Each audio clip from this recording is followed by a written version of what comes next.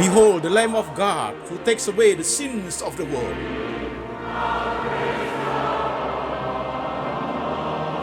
Jesus said, I am the way, the truth, and the life. No one come to the Father but by me.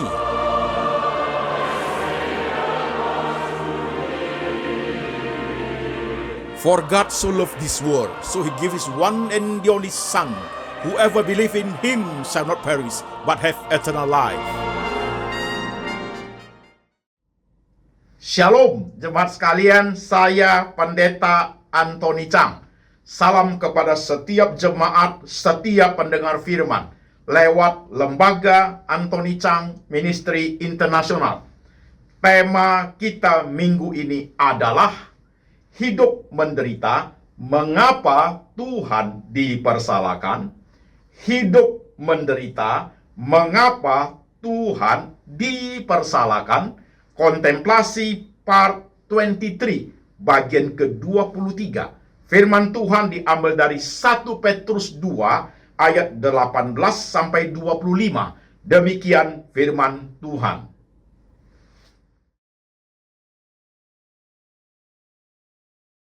Hai kamu hamba-hamba, tunduklah dengan penuh ketakutan kepada Tuanmu, bukan saja kepada yang baik dan peramah, tetapi juga kepada yang bengis. Sebab adalah kasih karunia, jika seorang karena sadar akan kehendak Allah, menanggung penderitaan yang tidak harus ia tanggung. Sebab dapatkah disebut pujian, jika kamu menderita pukulan karena kamu berbuat dosa? Tetapi jika kamu berbuat baik dan karena itu kamu harus menderita, maka itu adalah kasih karunia pada Allah. Sebab untuk itulah kamu dipanggil, karena Kristus pun telah menderita untuk kamu dan telah meninggalkan teladan bagimu, supaya kamu mengikuti jejaknya. Ia tidak berbuat dosa dan tipu tidak dalam mulutnya. Ketika ia dicaci maki, ia tidak membalas dengan mencaci maki. Ketika ia menderita, ia tidak mengancam, tetapi ia menyerahkan kepada Dia yang menghakimi dengan adil. Ia sendiri telah memikul dosa kita dalam tubuhnya di kayu salib, supaya kita yang telah mati terhadap dosa hidup untuk kebenaran. Oleh bilur-bilurnya kamu telah sembuh. Sebab dahulu kamu sesat seperti domba, tetapi sekarang kamu telah kembali kepada gembala dan pemelihara jiwamu. Amin. Saudara-saudara sekalian, firman Tuhan sudah kita baca, firman Tuhan sudah kita dengar. Sekarang saya mengajak setiap jemaat yang sedang ikut ibadah saat ini. Mari saudara-saudara, kita tunduk kepala, kita berdoa. Tuhan Yesus, kami sudah membaca firman-Mu. Kami sudah mendengarkan firman-Mu. Sekarang Roh Tuhan bekerja, mengurapi hamba-Mu ini, memberi ia hikmat dan bijaksana, boleh menguraikan firman Tuhan dengan baik, dengan sederhana, dengan bahasa yang gampang dimengerti oleh seluruh lapisan jemaat. Tuhan Yesus, kami ingin hidup berkenan kepada Tuhan, tapi kami juga percaya kami dipanggil bukan sekedar menerima berkat dalam hidup ini, tapi kami dipanggil juga untuk menderita untuk Tuhan Yesus. Oleh sebab itu, beri kami firman-Mu Tuhan, kuatkan kami lewat kebenaran-Mu, supaya kami jalan seiring dengan Tuhan di tengah senyum, tawa, nangis, air mata, kesulitan, tantangan yang kami harus hadapi. Tuhan berfirman, kami mendengar. Dalam nama Tuhan Yesus kami berdoa. Amin. Shalom jemaat sekalian, apa kabar? Saudara sekalian, tema kita adalah hidup menderita, mengapa Tuhan dipersalahkan? Kontemplasi bagian ke-23.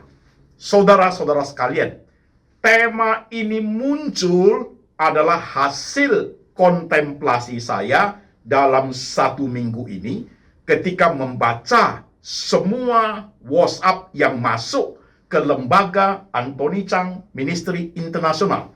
WhatsApp yang masuk itu berisi berbagai pergumulan, keluhan daripada jemaat dalam berbagai usia, berbagai kalangan, saudara sekalian. Jadi keluhanlah, problem rumah tangga, problem pekerjaan, problem kesehatan, banyak hal yang dipertanyakan, jemaat sekalian. Maka hasil daripada kontemplasi melihat semua yang jemaat alami itu, saudaraku, muncullah tema ini. Hidup menderita, mengapa Tuhan dipersalahkan? Oke, jemaat menyimak dengan baik. Step by step. Hari ini khotbahnya agak dalam, memerlukan konsentrasi yang full, saudaraku, sehingga saudara bisa mengerti dengan baik. Mari kita mulai, pelan-pelan, saudara sekalian. Sebagai introduksi untuk khotbah ini, 3 poin. Poin pertama adalah suatu ilustrasi. Kain hitam, kain merah, kain putih. Ilustrasi. Introduction pertama. Introduction poin pertama. Kain hitam, kain merah, kain putih. Ketika kita masih hidup dalam dosa, belum percaya kepada Tuhan Yesus, kita hidup di kain yang hitam. Terus menerus berbuat dosa. Ketika kita percaya Tuhan Yesus, bertobat dan diselamatkan, kita sebagai orang percaya hidup di kain merah. Terus menerus disucikan oleh darah Tuhan. Oke? Suatu hari ketika kita meninggal, kita kembali kepada rumah Bapa di sorga, maka kita ada di kain berwarna putih. Tidak mungkin berbuat dosa lagi. Nah, sekarang jemaat perhatikan. Posisi kita sekarang adalah di kain merah. Terus menerus disucikan oleh darah Tuhan. Posisi di kain merah, possibility. Kemungkinan untuk tidak berbuat dosa ada. Kemungkinan untuk melakukan dosa tetap ada, saudaraku. Oke? Nah, sekarang itu introduction poin pertama. Introduction poin kedua, saudaraku. Jemaat menyimak pelan-pelan. Sebagai orang percaya, Kristen atau Katolik, apakah masih bisa berbuat dosa? Possibility untuk berbuat dosa masih bisa nggak? Kemungkinan untuk berbuat dosa bisa nggak? Sangat bisa. Bisa tidak berbuat dosa, bisa berbuat dosa. Orang Kristen, orang Katolik, bisa nipu nggak? Bisa. Bisa bohong nggak? Oh iya.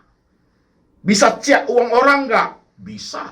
Bisa melakukan tindakan kejahatan kriminal sehingga dipenjarakan. Bisa nggak? Bisa. Berapa banyak orang percaya yang sekarang meringkuk di penjara karena dosa dan kejahatan?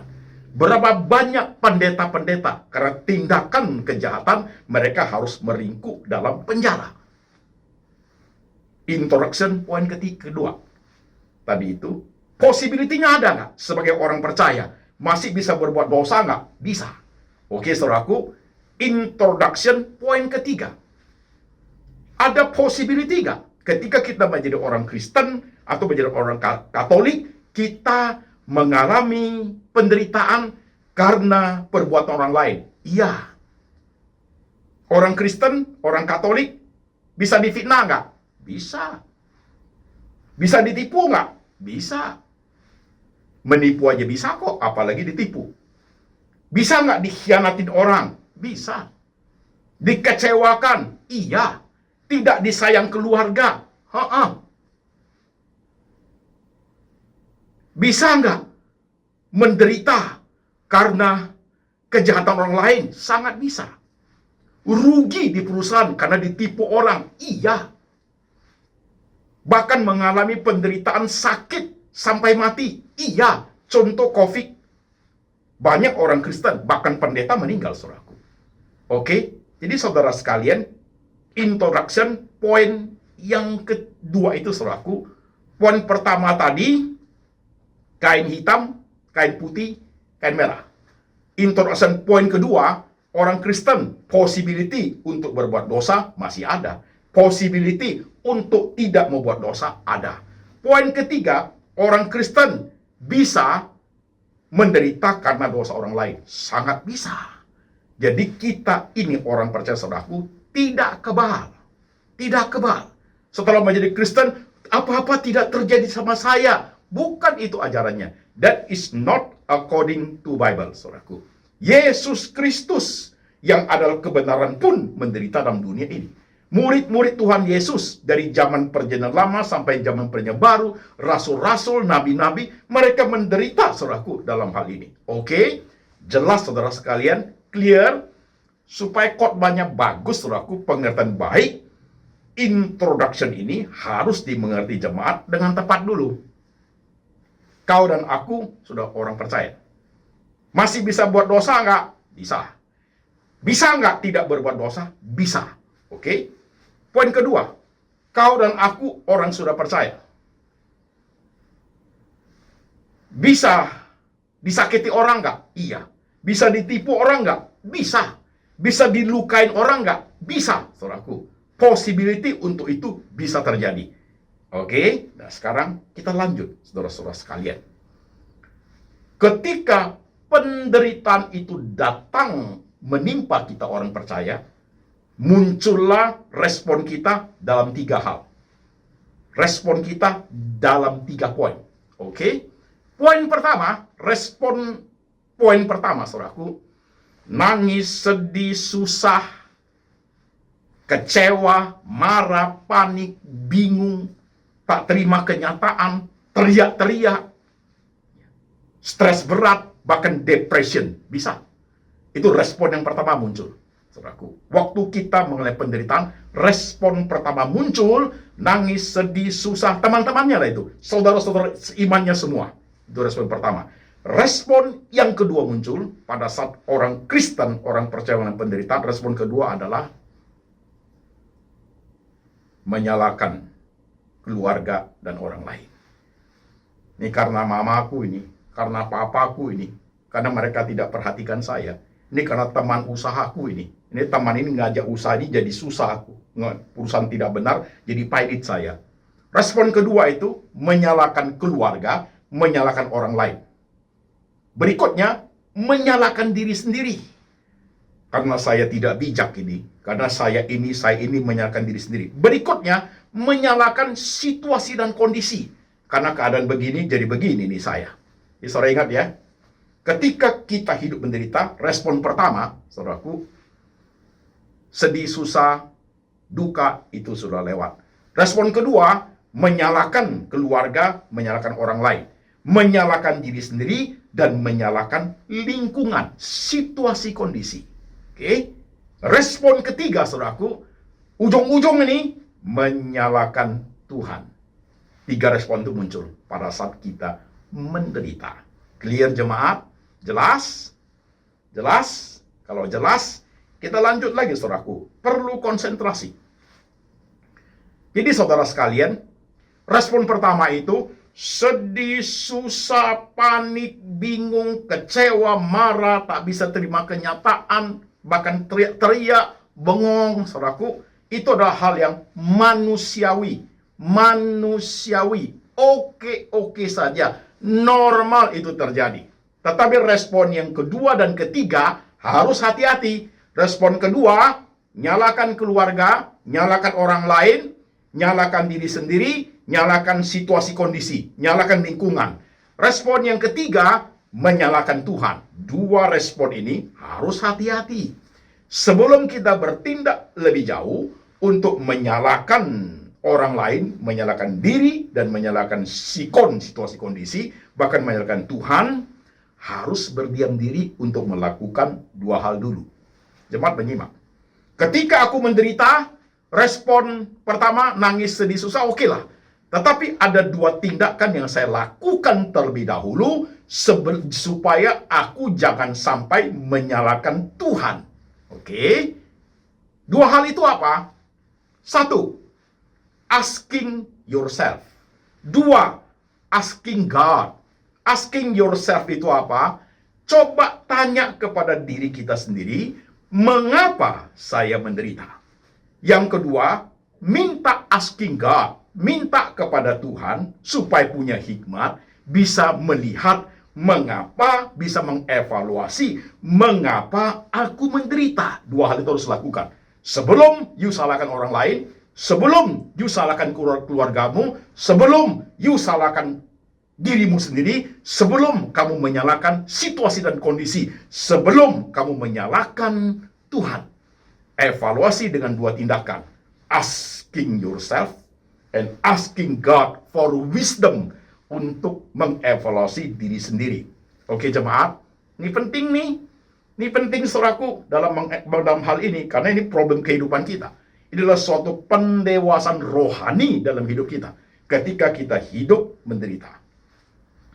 Pada saat kita melakukan dua tindakan itu, asking yourself dan asking God for wisdom, maka pada saat kita menderita, muncullah 4 kotak di hadapan kita. 4 kotak. Perhatikan jemaat sekalian. Muncullah 4 kotak. Kotak pertama, kita menderita karena dosa dan kesalahan diri kita sendiri. Itu kotak pertama. Kita menderita karena dosa, karena kesalahan diri kita sendiri. Tadi di kitab 1 Petrus itu kita baca, kalau kamu menderita karena kamu berbuat kejahatan, itu adalah suatu hukuman. Itu adalah suatu hukuman, saudaraku. Jadi, kotak pertama, kita menderita karena dosa kita sendiri, karena kesalahan diri kita sendiri. Nah, ini evaluasi, saudaraku. Tuhan, saudara melakukan tindakan yang tidak benar. Uang yang Tuhan kasih, saudara dagang kepada bicara bisnis yang tidak benar. Itu tindakan dosa. Akhirnya saudara menderita. Pailit. Saudara menderita karena tindakan kejahatan saudara. Saudara menderita karena saudara menipu. Saudaraku, yang meringkuk dalam penjara. Saudara menderita karena saudara mencuri. Ya saudara dihukum. Saudara menderita karena saudara tidak setia kepada keluarga, kepada istri, kepada suami, ya saudara akan menderita karena dosa kita sendiri. Jadi ingat saudaraku ya, itu baru kotak pertama. Jadi ada bagian di mana kita menderita because karena kesalahan kita sendiri, karena dosa kita sendiri, dan ini contohnya sangat banyak, sangat banyak. Saya berhenti di poin 1 ini dulu. Coba lihat lihat dirimu masing-masing. Jadi jangan buru-buru menyalahkan orang lain. Jangan buru-buru menyalahkan Tuhan. Stop dulu. Itu tunda dulu. Evaluasi diri dulu. Harus jujur. Transparan di hadapan Tuhan. Coram Deo. Artinya in front of God. Di hadapan Tuhan. Karena kamukah? Karena kesalahanmu kah? Karena dosamu kah? Maka kamu menderita. Oke? Evaluasi dengan pelan, saudaraku. Sekarang kotak kedua. Kamu menderita, kita menderita karena dosa dan kesalahan orang lain. Itu ada jemaat sekalian. Ada. Orang menipu kamu, ya kamu menderita. Pailit. Orang memfitnah kamu, orang mengkhianati kamu, ya kamu menderita, men. Menderita. Karena dosa orang lain. Saya ambil contoh yang ilustrasi, saudaraku ya. Ada orang di tol, waktu dia bawa mobil dalam kecepatan yang tinggi, dan dia lalai. Mungkin dalam keadaan mabuk, saudaraku. Dan kita juga di dalam tol, ada di belakang mobil itu, saudaraku. Kita mengikuti belakang mobil orang itu. Dan terjadi karena dia dengan kecepatan fatal, terjadi kecelakaan. Itu kesalahan, itu dosa orang lain, mungkin pada saat mabuk, saudaraku. Karena kecelakaan terjadi, kita ikut menderita. Karena terjadi tabrakan beruntun. Itu bisa, saudaraku. Bukan karena dosa kita, bukan karena kesalahan kita, tapi karena kesalahan orang lain. Karena kejahatan orang lain.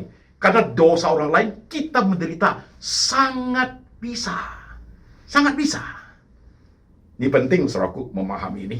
Oke? Jelas? Karena dosa dan kesalahan orang lain. Jelas? Kotak ketiga. Kita menderita karena natural disaster. Kita menderita karena bencana alam. Karena bencana alam, saudaraku. Bencana alam itu bisa terjadi volcano exploded, gunung berapi, tsunami, saudaraku. Mungkin juga bisa melibatkan dosa dan kesalahan lain. Tetapi yang pure itu, yang benar-benar murni natural disaster itu ada. Ada. Seperti COVID. COVID bisa karena natural disaster, bencana alam, bisa juga karena ada ikut campur dosa dan kejahatan manusia. Bisa, saudaraku. Tetapi ingat, ketika kita menderita karena natural disaster, karena bencana alam, tidak kita sendiri yang mengalaminya. Satu kelompok besar atau kelompok sangat besar. Kalau COVID itu hampir seluruh dunia, saudaraku. Jadi bukan hanya kita sendiri yang mengalami, saudara sekalian. Bukan. Itu adalah bencana alam bisa menyebabkan manusia itu menderita. Termasuk yang belum percaya Tuhan Yesus. Termasuk yang sudah percaya Tuhan Yesus. Jadi pada saat terjadi COVID, banyak orang Kristen, orang Katolik meninggal. Bahkan pendeta juga meninggal, saudaraku. Jadi kita tidak kebal. Kita tidak kebal, jemaat sekalian. Oke? Kotak 1, karena dosa dan kesalahanmu sendiri, you menderita. Kotak 2, you menderita karena dosa dan kesalahan orang lain. Kotak ketiga, you menderita karena bencana alam. Dan kotak keempat, kamu menderita karena kebenaran. Ini dalam, jemaat sekalian. Di perikop yang kita baca, saudaraku, di perikop 1 Petrus 2 ayat 18 sampai 25 yang kita baca, saudaraku. Kamu dipanggil bukan saja diberkati, tapi kamu dipanggil untuk menderita untuk Yesus Kristus. Kita menderita karena kebenaran. Itu ada, jemaat. Saya kasih contoh. Di perusahaan mau hidup benar. Di perusahaan mau kerja benar. Keuangan mau jujur. Tapi seluruh perusahaan itu orang-orang di sana kerja tidak jujur. Mereka tidak suka kamu. Mereka fitnah kamu. Ada dosa dan kesalahan mereka melibatkan itu. Tetapi kamu mau hidup benar. Mereka tidak suka. Karena fitnah mereka, kamu dipecat, saudaraku. Kamu menderita karena kebenaran. Kamu ingin hidup benar. Itu ada, jemaat sekalian. Itu ada. Contoh lagi. Istri mau hidup benar karena kebenaran. Supaya istri harus taat, setia kepada suami. Tapi suamimu tidak benar. Atau suamimu hidup benar, tapi istrimu tidak benar. Selingkuh dia, hidup tidak benar. Tapi saudara tetap mau setia. Kamu menderita karena kebenaran. You mau taat. You mau hidup benar, saudaraku. Menderita. Yes, itu terjadi, saudaraku, dalam kehidupan kita. Jadi ada kotak keempat ini menjadi penting. Menderita karena kebenaran. Ayat yang kita baca tadi itu, Yesus Kristus tidak berbuat dosa. Yesus Kristus adalah kebenaran, tapi menderita. Ia disiksa, ia dipukul, dia dihina, dia diejek, dia diludai, bahkan dia dipaku di atas kayu salib.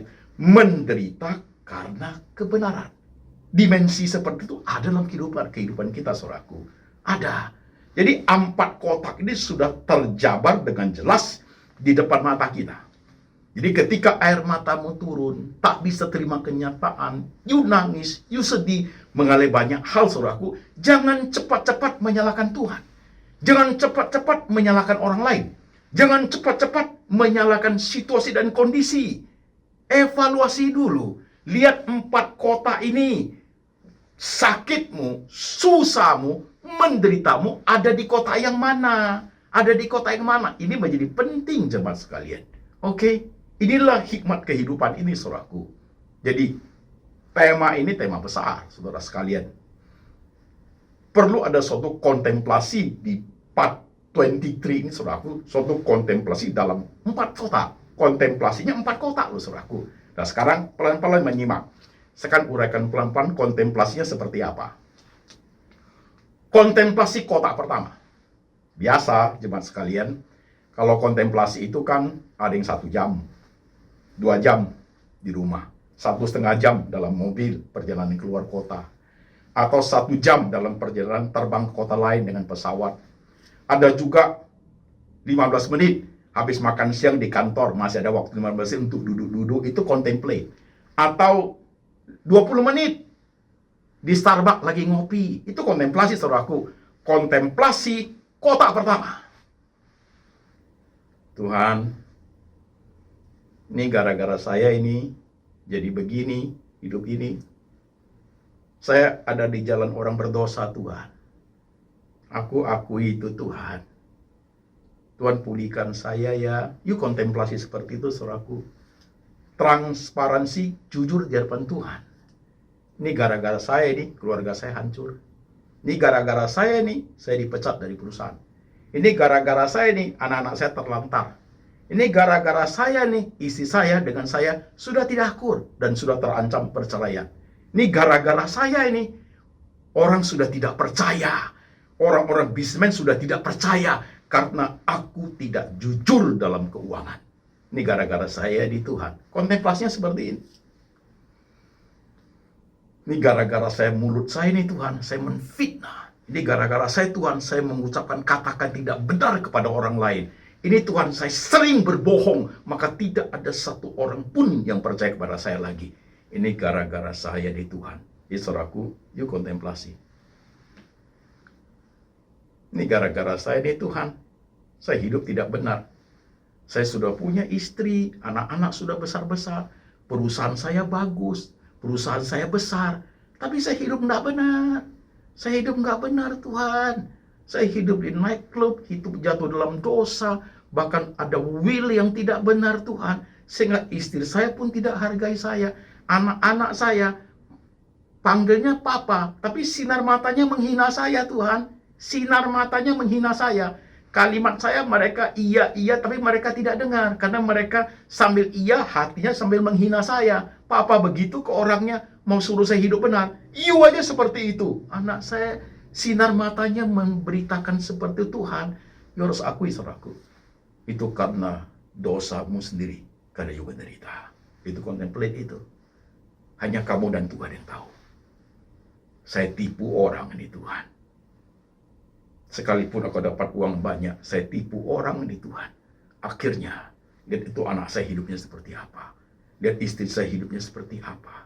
Bisnis saya tidak diberkati Tuhan karena lewat hasil penipuan. Hasil tipu uang orang. Aku menderita karena dosaku sendiri. Contemplate ya. Tuhan pulihkan aku. Tuhan bawa aku ke jalan yang benar. Tuhan kembalikan aku ke jalan lurus ya Tuhan. You contemplate, saudaraku. I don't know you. Tapi kotak pertama menjadi penting untuk suatu pemulihan. Oke? Contemplate kotak kedua. Menderita karena dosa orang lain. Dia itu loh Tuhan. Dulu dia susah sekali Tuhan Yesus. Saya tolong dia. Saya pinjam dia uang Tuhan. Sekarang dia sudah maju bisnisnya. Bukannya pinjaman itu dikembalikan kepada saya. Bahkan dia menfitnah saya Tuhan. Dia mengata-ngatai saya. Bahkan dia mengkhianati saya Tuhan Yesus. Aku jadi menderita, jadi disalah sangka sama orang. Kamu menderita karena dosa dan kesalahan orang lain. Ya, Tuhan, saya harus buat apa? Mata ganti mata, gigi ganti gigi, itu perjanjian lama, saudaraku. Tuhan adalah hakim. Tadi di 1 Petrus ngomongnya apa? Ia dicaci, tidak balas mencaci. Ia disiksa, tidak balas menyiksa. Ia diludahi, tidak balas meludahi. Tapi dia menyerahkan kepada Allah yang adalah hakim. Tuhan yang tahu semua itu, saudaraku. Bukan gigi ganti gigi, mata ganti mata. Bukan, saudaraku. Tetapi menyerahkan kepada Allah yang adalah hakim. Dan Allah yang adalah hakim itu juga bisa menggunakan pengadilan dalam dunia ini, saudaraku, untuk membela hidup kita. Aku menderita Tuhan karena dosa orang lain. Itu banyak, saudaraku. Itu banyak sekali. Sama-sama kerja, Pak Pendeta, gitu. Dalam bisnis kongsian, gitu. Dia ciak uang saya loh, Pak Pendeta.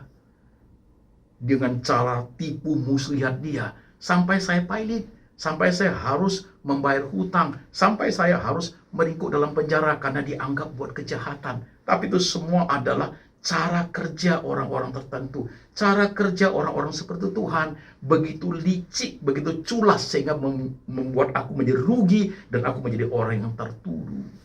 Padahal sama-sama percaya Tuhan Yesus loh, Pak Pendeta. Kenapa dia seperti itu, Pak? Nah, orang-orang seperti itu, saudaraku, mereka itu karena dosa orang lain kamu menderita. Ya. Harus dibalas dengan gigi ganti gigi, mata ganti mata? No. Tidak penting, saudaraku. Tapi Tuhan, waktu saya lihat hidup dia, kan dia orang jahat. Dia tipu saya.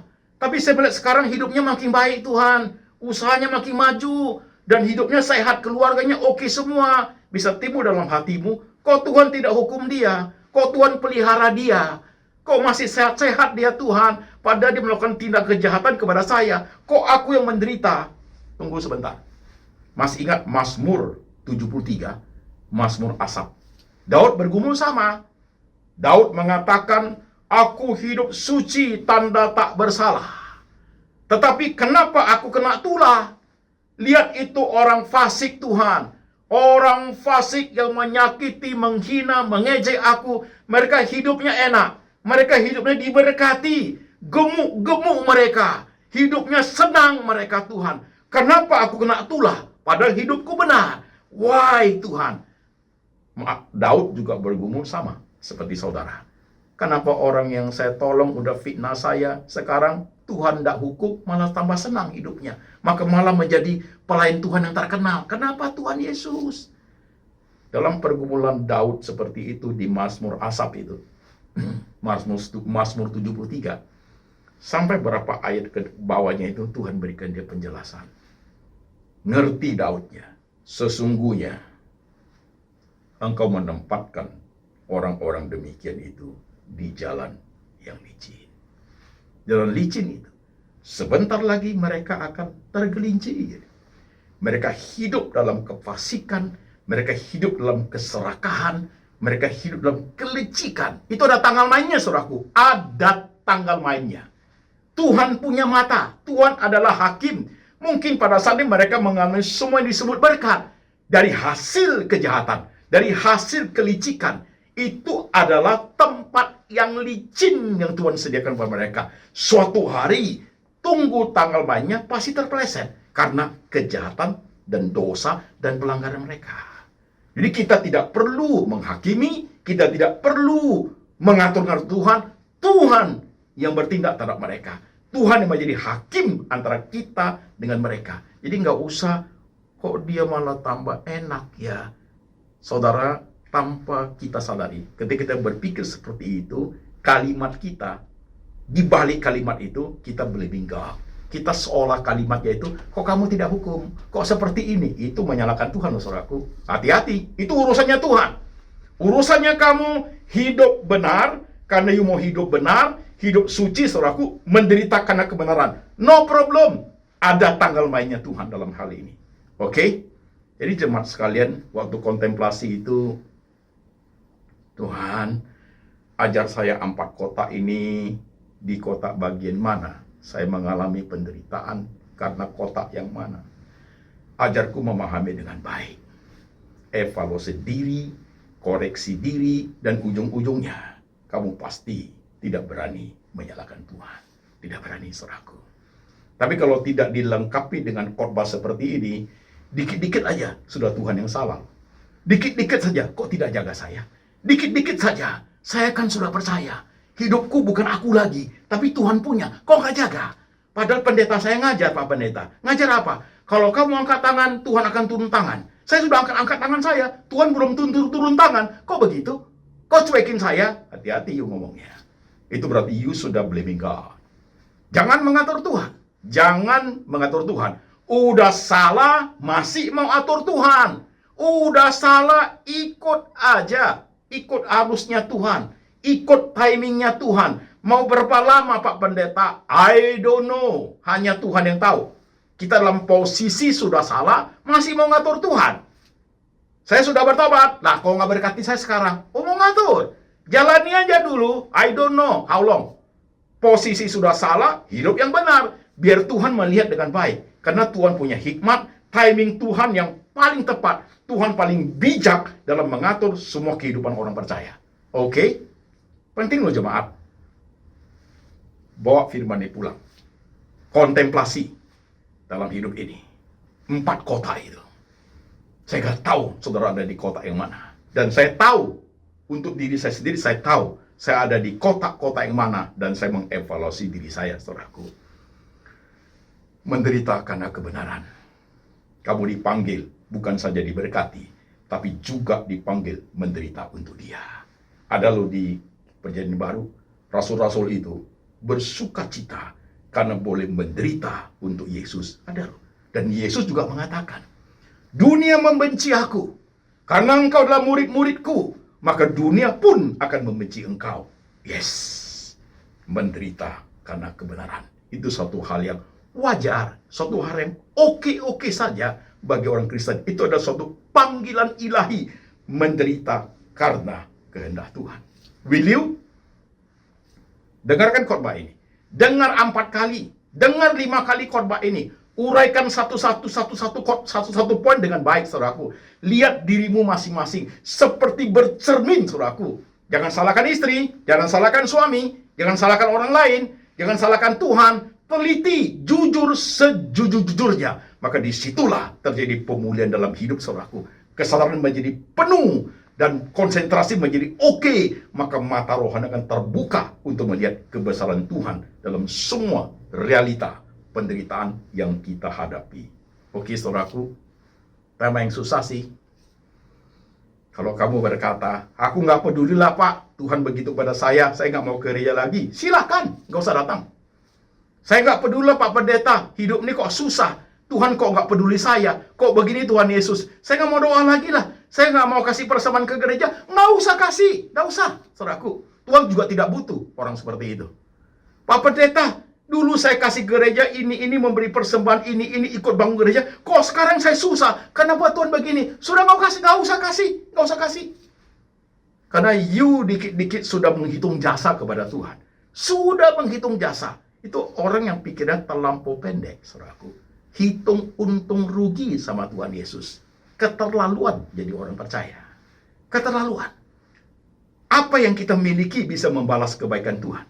Apa yang kita miliki semuanya bisa membalas kebaikan Tuhan yang mati untuk kita. Tidak ada. Sekalipun badan ini habis, sekalipun badan ini berdarah-darah pun, saudaraku, mati berdarah-darah pun, saudaraku, belum cukup untuk membalas kebaikan Tuhan. Iya. Tapi untuk sedikit yang kita lakukan berjasa kepada Tuhan, sudah kita hitung jasa, hitung berkat. Kok Tuhan, you seperti kepada saya. Hati-hati, men. Itu dalam posisi blaming God. Mempersalahkan Tuhan. Bawa khotbah ini pulang, jemaat sekalian. Saya nggak tahu you siapa. Saya nggak tahu yang saudara alami hari ini apa. Tapi khotbah ini masuk sampai ke bagian hidupmu, masuk ke dalam bagian relung hatimu yang paling dalam, ke bagian spot hitam yang kau sembunyikan, benar itu, yang kamu tutup, sudah tertutup dan bahkan menyalahkan Tuhan. Sampai di situ kebenaran berbicara, saudaraku. Membuka tabir dalam hidupmu yang black spot itu.